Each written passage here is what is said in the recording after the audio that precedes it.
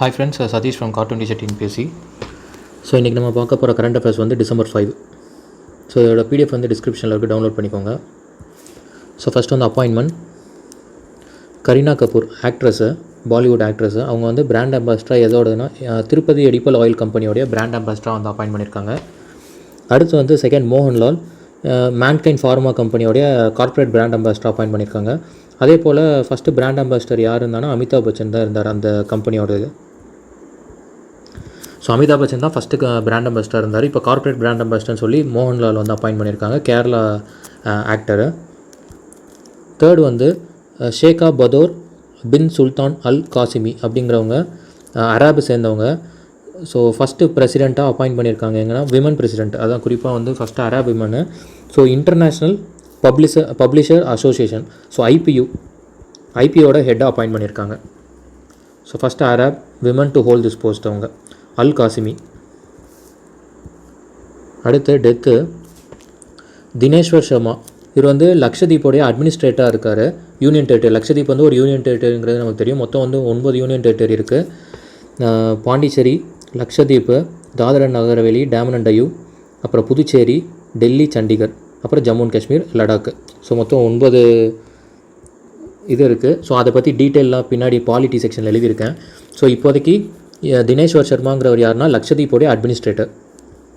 அவர் வந்து இறந்துட்டார் இப்போது. அடுத்து அனிவர்சரி. முன்னாள் குடியரசுத் தலைவர் வந்து ஆர் வெங்கட்ராமன் அவர்களுடைய 110வது அனிவர்சரி, பர்த் அனிவர்சரி தான் வந்து செலிப்ரேட் பண்ணுறாங்க. 4th December 1910 வந்து அவர் பிறக்கிறாரு. எங்கள் ராஜமடம் அப்படின்னு சொல்லி மெட்ராஸ் பிரசிடென்சியில் தான் இருந்திருக்கு. இப்போ கரண்ட்டாக வந்து தமிழ்நாடு தாஞ்சூர் டிஸ்ட்ரிக், அது அந்த இடம் வந்து தாஞ்சூர் டிஸ்ட்ரிக்டில் இருக்குது. ஸோ அவர் வந்து 8th பிரசிடென்ட்டு. 1987 92 வரைக்கும் சர்வ் பண்ணியிருக்காரு. ஸோ அவர் பீரியட்லேயே 4 பிரைம் மினிஸ்டர் வந்து பொறுப்பேற்றிருக்காங்க. ராஜீவ்காந்தி, அதை தொடர்ந்து விபி சிங், அப்புறம் வந்து சந்திரசேகர், அப்புறம் வந்து பிவி நரசிம்மராவ் கவர்மெண்ட் பீரியடில் தான் வந்து ஃபினான்ஸ் மினிஸ்டர் மன்மோகன் சிங் அப்பாயிண்ட் பண்ணியிருப்பாங்க. எல்பிஜி லிபரலைசேஷன், குளோபலைசேஷன், ப்ரைவேட்டைசேஷன் வந்து கொண்டு கான்செப்ட் வந்து இம்ப்ளிமெண்ட் பண்ணியிருப்பாங்க. ஸோ அடுத்து இவருடைய பீரியடில், அதாவது டிஃபென்ஸ் மினிஸ்டராக இருக்கும்பொழுது, அப்போ வந்து இந்திரா காந்தி அம்மையார் தான் வந்து அவங்க வந்து அப்போ பிரைம் மினிஸ்டராக இருந்திருப்பாங்க. ஸோ அவங்களுடைய பீரியடில் அப்போ டிஃபென்ஸ் மினிஸ்டராக இருந்தவர் யாருன்னா ஆர் வெங்கட்ராமன் அவர்கள் வந்து அப்போ ஒரு முக்கியமான ஒரு மிசைல் ப்ரோக்ராம் வந்து கொண்டு வந்திருப்பார். அது என்னென்னா integrated guided missile development programme. அதோடைய தலைவராக யார் அப்பாயின்ட் பண்ணியிருக்காங்கன்னா ஏபிஜே அப்துல் கலாம் சார் தான் வந்து அப்பாயின்ட் பண்ணியிருப்பாங்க அந்த டைமு. ஸோ இது இவருடைய சிக்னிஃபிகன்ஸு. அடுத்து மெயின் டாபிக்குள்ளே போயிடலாம், இன்டர்நேஷ்னல் ரிலேஷன்ஸு. ஸோ ஆல்ரெடி வந்து நவம்பர்லேயே வந்து இந்த 5 Eyes அப்படிங்கிறத பற்றி சொல்லியிருந்தேன். ஸோ இந்த 5 Eyesங்கிறது ஆல்சோ கால்ட் அஸ் FEIEY அப்படின்னு சொல்கிறாங்க. 5 Eyes இது வந்து எதுக்காக? இட்ஸ் இன்டெலிஜென்ஸ் அலையன்ஸு, குறிப்பாக military, signal and human intelligence. Signal இன்டெலிஜென்ஸ்னால் என்ன அர்த்தம் அப்படின்னா கம்யூனிகேஷன் மூலிமா ட்ராக்கிங் பண்ணி எடுக்கக்கூடியது தான் அது. ஸோ சிக்னல்ங்கிறது கம்யூனிகேஷன் தான். So communication intelligence, military intelligence and human intelligence cooperation தான் பிட்வீன் 5 டிஃப்ரெண்ட் கண்ட்ரீஸ். எது UK அண்ட் USA 1946 ஃபஸ்ட்டு இவங்க தான் ஸ்டார்ட் பண்ணுறாங்க. ஸோ அதுக்கப்புறம் வந்து 1948 கனடா வந்து அதில் ஜாயின் ஆகிக்குது. அப்புறம் ஆஸ்திரேலியா 1956, நியூசிலாந்து 1956. ஸோ மொத்தம் வந்து இப்போ அந்த 5 Eyesங்கிறது மொத்தம் 5 கண்ட்ரிஸ் இருக்குது இன்டெலிஜென்ஸ் அலையன்ஸு. ஸோ இவங்க வந்து சைனாவுடைய ஹாங்காங்கில் இப்போ ரீசெண்டாக வந்து அங்கே இருக்கக்கூடிய பார்லிமெண்ட்டில் அங்கே இருக்கக்கூடிய அசம்பிளியில் இருக்கவங்களுடைய அவங்க சில லா வயலேட் பண்ணியிருக்காங்க சொல்லி அவங்கள வந்து வெளியே அனுப்பிச்சாங்க. ஸோ அவங்க வந்து டிஸ்குவாலிஃபை பண்ணாங்க. குறிப்பாக சொல்லலாம் அது வந்து எகென்ஸ்டாக வந்து நிறையா ப்ரொட்டஸ்ட் நடந்துச்சு. அதையும் வந்து ரொம்ப தடுத்தாங்க. ஸோ அதுக்கு வந்து ஆல் ஓவர் த வேர்ல்டு வந்து நிறையா கண்ட்ரிஸ் வந்து அது வந்து எகென்ஸ்ட் பண்ணி பேசியிருந்தது, குறிப்பாக USA. ஸோ இந்த அவங்களுடைய மூவ்மெண்ட் டுவர்ட்ஸ் ஹாங்காங் இருக்கக்கூடிய அப்ரோச்சை வந்து சைனா பண்ணுறது வந்து பிடிக்கல. ஸோ அது வந்து இந்த 5 Eyes வந்து கண்டனம் தெரிவிச்சிருக்காங்க, அவ்வளோதான், வேறு ஒன்றும் இல்லை. அடுத்து third programs and projects. So Ganga expressway project வந்து யூபியோடது. 6 lane greenfield expressway project, 6 lane. So மொத்தம் வந்து இது 6 lane project. It's a greenfield எக்ஸ்பிரஸ்வேன்னு சொல்கிறாங்க. க்ரீன்ஃபீல்டு அப்படின்னாலே என்ன அர்த்தம்னா, அதாவது இருக்கிற ஒரு ரோடை வந்து மாற்றி அமைக்கிறதும் கிடையாது. ஸோ காட்டு அழிக்கிற அந்த மாதிரி இல்லாமல் ஒரு க்ரீனுனாலே ஒரு நியூன்னு அர்த்தம். க்ரீன் ஆர் நியூ இதோட term, green R new. So இது ஒரு நியூ எக்ஸ்பிரஸ்வே ப்ராஜெக்ட். எந்த ஒரு எக்ஸிஸ்டிங் ப்ராஜெக்ட்டையும் மாற்றலை, அதே போல் டீஃபாரஸ்டேஷன் பண்ணி அந்த மாதிரியும் பண்ணலை. ஸோ இது வந்து ஒரு கங்கா க்ரீன்வே ப்ராஜெக்ட் யூபி ஸ்டார்ட் பண்ணியிருக்காங்க. அரௌண்டு 500 கிலோமீட்டர் ஸ்ட்ரெச்சுன்னு நினைக்கிறேன். ஸோ டிஸ்டன்ஸ் வந்து சரியாக ஞாபகம் இல்லை. லான்ச் இன் 2019 சிஎம் யோகி ஆதித்யநாத் அவர்கள் தான் இதை லான்ச் பண்ணது. அவருடைய ட்ரீம் ப்ராஜெக்ட்ஸ்னு சொல்கிறாங்க இந்த எக்ஸ்பிரஸ்வே ப்ராஜெக்ட்டை. ஸோ அடுத்து வந்து தேர்ட் டாபிக் பார்த்தாச்சு. ஃபோர்த் வந்து டிஃபென்ஸு. பாஸ்எக்ஸ்னாலே பாசிங் எக்ஸசைஸ் அப்படின்னு சொல்லுவோம். ஸோ அது வந்து நேவல் எக்ஸசைஸ் வந்து யார் கண்டக்ட் பண்ணியிருக்காங்கன்னா between India and Russia east Indian ஓஷனில் கண்டக்ட் ஆகிருக்கு பாஸ்எக்ஸ். இதுக்கு முன்னாடி பாஸ்எக்ஸ் வந்து வித் யூஎஸ்ஏ கூட ஒன்று நடந்ததாக வந்து நம்ம போன மாதம் பார்த்தோம். அங்கே அவங்க இதில் வந்து ஏர்க்ராஃப்ட் கேரியர் வந்து நிமிட்ஸ் அப்படின்னு சொல்லி வந்திருந்தது, நிமிட்ஸ். ஸோ அது கூட இந்தியா வந்து ஒரு பாசிங் எக்ஸசைஸ் பண்ணியிருந்தாங்க. ஸோ இப்போ வந்து ரஷ்யா கூட பண்ணியிருக்காங்க பாஸ்எக்ஸ். அடுத்து இது important, Indian navy day December 4th celebrated every year as navy day. ஏன் எதனால் செலிப்ரேட் பண்ணுறாங்க அப்படின்னா குறிப்பாக வந்து இந்த ஆப்ரேஷன் ட்ரைடன்ட் அப்படிங்கிறது தான் அது ரொம்ப இம்பார்ட்டண்ட்டு. இந்த 1971 இந்தியா பாகிஸ்தான் வார் நடக்கும் பொழுது ஸோ கராச்சியில் அங்கே இருக்க கராச்சி ஹார்பர் வந்து இங்கே நம்ம வந்து போய் அட்டாக் பண்ணி அதை வந்து ஒரு பெரிய டேமேஜை காஸ் பண்ணியிருப்பாங்க. ஸோ அது அந்த ஆப்ரேஷன் பேர் தான் ஆப்ரேஷன் ட்ரைடன்ட்டு. ஸோ அதோட சக்ஸஸை இது பண்ணி அப்போ இருந்து வந்து நேவி டேன்னு செலிப்ரேட் பண்ணாங்க. ஸோ December 4th ஃப்ரம் 1971 தான் இது பண்ண ஆரம்பிக்கிறாங்க. அடுத்து நேவி சீஃப் யாருன்னா admiral Karambir Singh. So navy chief.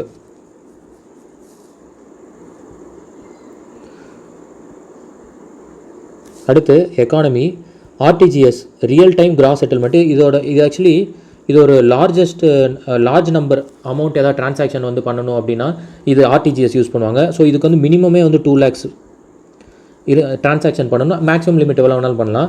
இது ஏன் நியூஸில் வந்திருக்கு அப்படின்னா இந்த ட்ரான்சாக்ஷன் பண்ணக்கூடிய டைம் லிமிட் வந்து 24/7 வந்து ஓப்பன் பண்ணி விட்டாங்க, எப்போ வேணாலும் ட்ரான்சாக்ஷன் நடத்திக்கலாம். ஸோ அதெல்லாம் கேட்க மாட்டாங்க. பட் இந்த ஆர்டிஜிஎஸ் ஃபுல் ஃபார்ம் மட்டும் தெரிஞ்சுக்கணும், ரியல் டைம் கிராஸ் செட்டில்மெண்ட்டு. அடுத்து ஒருநோடை ஸ்கீம் அப்படிங்கிறது வந்து யார் கொண்டு வந்திருக்காங்கன்னா அசாம் கவர்மெண்ட்டு. இந்த ஸ்கீம் என்னென்னா ஒரு கேஷ் ட்ரான்ஸ்ஃபர் ஸ்கீம் தான். கேஷ் ட்ரான்ஸ்ஃபர் வந்து அந்த அசாம் கவர்மெண்ட் வந்து அனுப்புகிறாங்க, ஆன்லைன் ட்ரான்ஸ்ஃபர் மாதிரி தான்.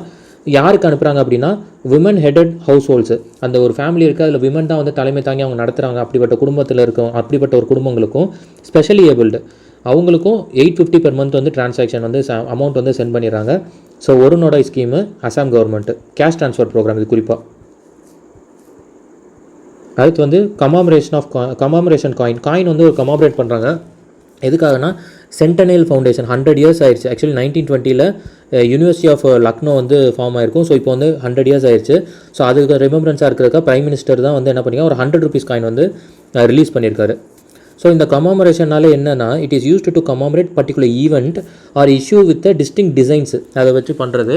அந்த இஷ்யூ பண்ணுற காயின்ஸ் வந்து சும்மா அதை ஹானர் பண்ணுறதுக்காக ஒரு லிமிடெட் எடிஷன் மாதிரி இருக்கும், அப்படி இல்லைனா ரெகுலர் யூசேஜ் பண்ணுறதுக்காகவும் கொடுக்கலாம். ஸோ அது டிபெண்ட்ஸ் மாறும். ஸோ இப்போ வந்து இந்த யூனிவர்சிட்டி ஆஃப் லக்னோக்கு 100 rupees காயின் வந்து இது பண்ணியிருக்காங்க, ரிலீஸ் பண்ணியிருக்காங்க பை பிரைம் மினிஸ்டர் மோடி. அடுத்து வந்து rank highly educated migrants. So மற்ற கண்ட்ரிஸ், அதுவும் குறிப்பாக இந்த ஓஇசிடி கண்ட்ரிஸ்னால் என்ன, organisation for economic cooperation and development. So மொத்தம் 37 கண்ட்ரிஸ் இருக்குது. இந்த 37 கண்ட்ரீஸ்க்கு அதிகமாக போகிறவங்க யார் ஸ்டூடெண்ட்ஸ் பார்த்தீங்கன்னா ஹைலி எஜுகேட்டட் மைக்ரண்ட்ஸ் வந்து யார் மாறுறா அப்படின்னா எந்தெந்த கண்ட்ரிலேருந்து வந்திருக்காங்க ரேங்க் லிஸ்ட்டில். அதில் ஃபஸ்ட்டு இந்தியா இருக்குது, செகண்ட் சைனா, தேர்ட் ஃபிலிப்பைன்ஸ். இந்த கண்ட்ரீஸில் போய் வேலை பார்க்குறது, ஸோ ஹைலி மைக்ரேட்டட் ஆகி போகிறது, highly educated migrants India, China and Philippines order. குறிப்பாக இந்த ஓஇசிடி கண்ட்ரிஸ் மட்டும்தான். ஸோ மொத்தம் 37 கண்ட்ரிஸ் இருக்குது. இது 1961 இந்த ஓஇசிடி வந்து ஃபார்ம் ஆகிருக்கும். அடுத்து வந்து பாலிட்டி. நான் ஆல்ரெடி வந்து இப்போ நம்ம டெத்தில் வந்து பார்த்தோம், லக்ஷதீப்போடைய அட்மினிஸ்ட்ரேட்டர் அவர் வந்து இறந்துட்டார். ஸோ இப்போ என்னென்னா நம்ம இதில் மொத்தம் 9 யூனியன் டெரிட்டரி இருக்குதுன்னு சொன்னேன். இப்போ நம்ம எப்படி தமிழ்நாட்டில் வந்து ஸ்டேட் கவர்மெண்ட்டோட ஹெட் யார், சீஃப் மினிஸ்டர். ஸோ அது மாதிரி அதே போல் ஜஸ்ட்டு வந்து இந்த ஹெட் வந்து நாமினல் ஹெட் வந்து யார், கவர்னர் இருப்பாங்க. அதே போல் சென்ட்ரலில் வந்து பிரைம் மினிஸ்டர், நாமினல் ஹெட் வந்து பிரசிடென்ட்டு. அப்போது வந்து இதில் வந்து யூனியன் டெரிட்டரியில் யார் ரூல் பண்ணுவா, யார் ஹெட் இருப்பா அப்படின்னா ஸோ சில யூனியன் டெரிட்டரியில் அசம்பிளி இருக்கும். உதாரணத்துக்கு புதுச்சேரி அண்ட் டெல்லி. சில இதில் இருக்காது. உதாரணம் அந்தமான் நிக்கோபார். ஸோ இப்போ நம்ம பார்க்குற டிஃப்ரென்ஸ் என்னென்னா ஸோ இந்த 5 union territory Delhi, Pondicherry, Ladakh, Jammu and Kashmir, Andaman and Nicobar. So இது 5லேயும் headed by lieutenant governor. So இதே மீதியுள்ள 4 லக்ஷதீப், சண்டிகர், அப்புறம் தாத்ரா நகர் ஹவேலி அண்ட் டாமன் அண்ட் டையூ, இது 4லேயும் வந்து அட்மினிஸ்ட்ரேட்டர்ஸ் தான் ஹெட் பண்ணியிருப்பாங்க. இவங்க 2 பேருமே அப்பாயின்ட் பண்ணுறது யாருன்னா பை பிரசிடென்ட் தான். யூனியன் டெரிட்டரி வந்து டைரெக்ட்லி சென்ட்ரல் கவர்மெண்ட் கண்ட்ரோல் இதாக மானிட்டரில் தான் இருக்கும். ஸோ அட்மினிஸ்ட்ரேட்டர் வந்து அது இப்போ லக்ஷதீப் அட்மினிஸ்ட்ரேட்டர் இறந்துட்டாங்க. ஸோ அதனால் கொஞ்சம் டீட்டெயில் ஃபேக்ட்ஸ் எழுதியிருக்கேன். மொத்தம் 9 யூனியன் டெரிட்டரி இருக்குது. போன வருஷம் 2019 August 5 தான் ஹோம் மினிஸ்ட்ரியிலேருந்து அனௌன்ஸ் பண்ணாங்க. இந்த மாதிரி ஜம்மு அண்ட் காஷ்மீர் வந்து ஸ்டேட்டாக இருந்து ஸ்ப்ளிட் பண்ணி ஜம்மு அண்ட் காஷ்மீர் வந்து 2ஆக பிரிச்சிருப்பாங்க, லடாக் அண்டு ஜம்மு அண்ட் காஷ்மீர் சொல்லி. இப்போ லடாக்கோடைய கவர்னர் யார் அப்படின்னா RK மாத்தூர். அதே போல் ஜம்மு அண்ட் காஷ்மீர் வந்து முர்மு. ஸோ இப்போ இவங்க தான் லெஃப்டினன்ட் கவர்னர்ஸாக இருக்காங்க அங்கே. அடுத்து disqualification of MLA. So disqualification எப்படி எதை பேஸ் பண்ணி கொடுப்பாங்க அப்படின்னா அந்த ஆன்டி டிஃபெக்ஷன் லா, கட்சி தாவல் சட்டம் அடிப்படையில் வந்து ஒருத்தர் வந்து டிஸ்குவாலிஃபை பண்ணுவாங்க. இது வந்து எப்போனா 1985 கொண்டு வராங்க. 52nd constitutional amendment act 10th ஸ்கெடியூலில் இருக்குது. ஸோ ஆன்டி டிஃபெக்ஷன் லா இதெல்லாம் இம்பார்ட்டன்ட் கொஸ்டின்ஸ், பாலிட்டியில் கேட்கக்கூடிய கொஸ்டின் ரொம்ப ஃப்ரீக்வெண்ட்டாக வரும். இந்த 2 கொஸ்டினும் ஸ்கெடியூல் கூட எப்போயாவது கேட்பாங்க, பட் இந்த 1985 and 52nd அமெண்ட்மெண்ட் ரிப்பீட்டடாக வரும். ஸோ இப்போ ஏன் இதே போல் இந்த ஆன்டி டிஃபெக்ஷன் லாவை யூஸ் பண்ணி ஃபஸ்ட்டு மெம்பர் வந்து பார்லிமெண்ட் வந்து யார் வந்து வெளியே ஏற்றிருக்காங்க அப்படின்னா இவர் தான், லால் துஹோமா அப்படிங்கிறவர் 1988. இவர் வந்து 1984 தான் வந்து லோக்சபாவில் எலெக்ட் ஆகிறாரு. 1988 இவரை வந்து டிஸ்குவாலிஃபை பண்ணுறாங்க த்ரூ இந்த ஆக்ட் மூலிமா 1988. ஸோ இவர் வந்து பிலாங் டு மிசோரம். இப்போ என்ன ஒரு இதுனா இவர் வந்து இப்போ வந்து எம்எல்ஏவாக இருக்கார், அப்போ MP, இப்போ வந்து எம்எல்ஏவாக இருக்கார். 2020 திரும்பி வந்து டிஸ்குவாலிஃபை ஆயிருக்காரு பை ஸ்பீக்கர். அங்கே மிசோரம் அசம்பிளியில் இருக்கக்கூடிய ஸ்பீக்கர் யார், லால்ரினிலினா சைலோ. ஸோ இவர் தான் வந்து அங்கே இருக்கக்கூடிய ஸ்பீக்கர் நேமு லால்ரினிலியானா சைலோ. ஸோ இப்போ வந்து லால் துஹோமா அப்படிங்கிறவரை டிஸ்குவாலிஃபை பண்ணியிருக்காங்க. பட் இது கேட்குறதுக்கு வாய்ப்புகள் உண்டு. பட் இந்த ஆன்டி டிஃபெக்ஷன்லாம் கண்டிப்பாக படிக்கணும், கண்டிப்பாக அது வரும்.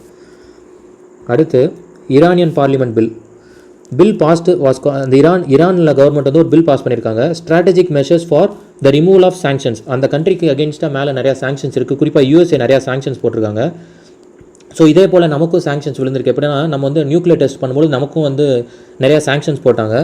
ஸோ இப்போது இந்த பில்லு வந்து எதை எம்ஃபசைஸ் பண்ணுதுன்னா அவங்களுடைய யுரேனியம் லெவலை வந்து 20% இப்போ இதுக்கு மேலே இன்னும் வந்து ஹையாக இன்க்ரீஸ் பண்ண போது. அதே போல் அவங்களுடைய பழைய ஒரு பவர் பிளான்ட் வந்து ஒன்று அராக் நியூக்ளியர் ரியாக்டரோட இதை வந்து திரும்பி வந்து ரீஆக்டிவேட் பண்ண போகிறாங்க. எதுக்காக அப்படின்னா இது வந்து அங்கே ஒரு சயின்டிஸ்ட் வந்து இப்போ வந்து ஒரு அசாசினேட் பண்ணியிருப்பாங்க. அது வந்து இஸ்ரேல் பண்ணதாக சொல்கிறாங்க. பட் இஸ்ரேல் வந்து அஃபிஷியலாக ஒத்துக்கவும் செய்யலை, அதை வந்து ரிஜெக்ட்டும் பண்ணலை. அந்த அவங்க வந்து அந்த அவரை தான் வந்து ஃபாதர் ஆஃப் அவங்க நியூக்ளியர் ப்ரோக்ராம்னு சொல்கிறாங்க. அவரை வந்து இப்போ அசாசினேட் பண்ணிட்டாங்க. பகலில் ஒரு சிட்டியில் அசாசினேட் பண்ணியிருப்பாங்க. ஸோ இது வந்து எடுக்கணுன்றதுக்காக ஒரு ரிவெஞ்ச் எடுக்கணுங்கிறதுக்காக இந்த பில் பாஸ் பண்ணியிருக்காங்க. அடுத்து ஸ்பேஸு, ஆர்டிஃபிஷியல் சன், அந்த பேர் வந்து என்னென்னா HL-2M டொகாமக் ரியாக்டர் அப்படிங்கிறாங்க. இது ஒரு nuclear fusion process. So it is also அது வந்து காமனாக என்னன்னு சொல்கிறாங்கன்னா ஆர்டிஃபிஷியல் சன் அப்படின்னு சொல்கிறாங்க. ஆர்டிஃபிஷியல் சன் வேர்ல்டில் இப்போ ஃபஸ்ட்டு சைனா தான் வந்து பண்ணிட்டுருக்காங்க. இது வந்து இந்த ப்ராஜெக்ட் 2006 ஸ்டார்ட் பண்ணிட்டாங்க. அரௌண்டு 150 மில்லியன் டிகிரி செல்சியஸ் வந்து அது ஹீட் ப்ரொடியூஸ் பண்ண முடியும். ஸோ இது எங்கே இருக்குன்னா சிச்சுவான் ப்ராவின்ஸில் இருக்குது, சைனாவில்.